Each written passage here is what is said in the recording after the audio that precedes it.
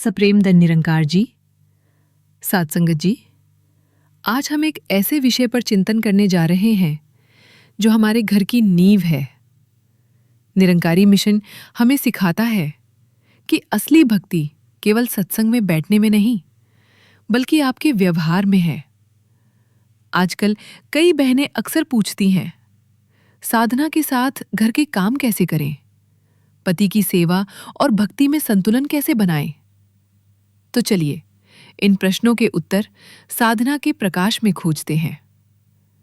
प्रश्न 1, निरंकारी विचारधारा में पति की सेवा का क्या महत्व है? उत्तर, निरंकारी विचारधारा स्पष्ट रूप से सिखाती है, ईश्वर भक्ति और गृहस्थ धर्म में कोई विरोध नहीं है। वास्तव में घर ही पहला मंदिर है। पति की सेवा करते समय यदि ईश्वरार्पण बुद्धि हो तो वो सेवा ही सर्वोत्तम पूजा बन जाती है। याद रखें, जो ईश्वर घर के सदस्यों में नहीं दिखता, वो मंदिर में भी कभी नहीं दिखेगा। पति का ख्याल रखना, उनके परिश्रम का सम्मान करना, ये भक्ति का ही एक हिस्सा है। भक्ति का अर्थ आलस्य नहीं, बल्कि कर्तव्यपूर्ण कर्म है। प्रश्न 2, आज की स्त्रियां पुरानी पीढ़ी से अलग क्यों लगती हैं? उत्तर, ये केवल दृष्टिकोण का अंतर है। पुरानी पीढ़ी ने त्याग और परिवार पर जोर दिया, जबकि आज की पीढ़ी स्वतंत्रता और प्रगति पर ध्यान दे रही है। दोनों चीजें महत्वपूर्ण हैं, लेकिन समस्या तब आती है जब स्वतंत्रता का अर्थ स्वार्थ समझ लिया जाता है। बाबा जी कहते थे, दीवारें तोड़ो और पुल बनाओ। परंपरा और आधुनिकता के बीच संतुलन बनाना ही सुखी संसार की कुंजी है। प्रश्न 3, पति का अपमान करना कितना हानिकारक है? उत्तर, ये अत्यंत हानिकारक है। पति परिवार का आधार स्तंभ होता है। यदि इस आधार स्तंभ पर आप हर रोज तानों और अपमान के प्रहार करेंगे, तो पूरा घर ढहने में देर नहीं लगेगी। पति के अपमान से घर की शांति और बरकत दोनों नष्ट हो जाते हैं। बच्चों के सामने पिता का अपमान करना उन्हें गलत संस्कार देने जैसा है। प्रश्न 4, शक और अविश्वास की जड़ क्या है? उत्तर, शक की जड़ अपने ही मन की असुरक्षा में होती है। शक एक ऐसा जहर है जो पहले रिश्ते को और फिर इंसान के व्यक्तित्व को खत्म कर देता है। इसका सीधा उपाय है ईमानदार संवाद। जो रिश्ता विश्वास की डोर से नहीं बंधा होता, वो ज्यादा समय तक नहीं टिकता। प्रश्न 5, आलस्य और जिम्मेदारी से भागने पर आप क्या कहेंगे? उत्तर, आलस्य प्रगति का सबसे बड़ा दुश्मन है। सुबह जल्दी उठना, समय पर काम निपटाना, ये भी एक आध्यात्मिक साधना ही है। जब आप प्रेम से घर संभालती है, तब आपका हर कर्म पूजा का रूप ले लेता है।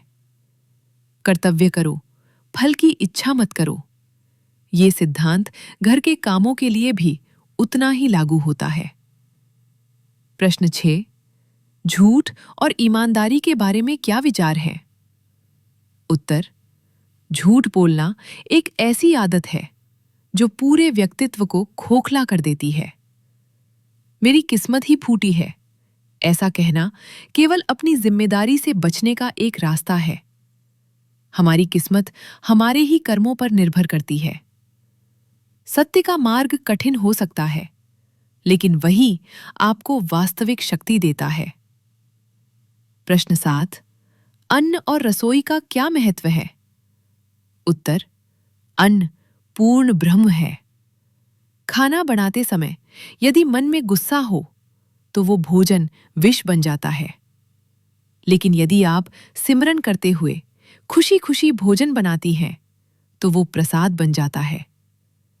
अन्न को फेंकना अन्न और लक्ष्मी दोनों का अपमान है। प्रश्न 8, ससुराल और मायके में संतुलन कैसे बनाएं? उत्तर, इसका सरल सूत्र है, ससुराल ही अब आपका असली घर है। मायका जन्म देने वाला है तो ससुराल जीवन देने वाला है। सास ससुर को माता पिता माने, देवर को भाई माने।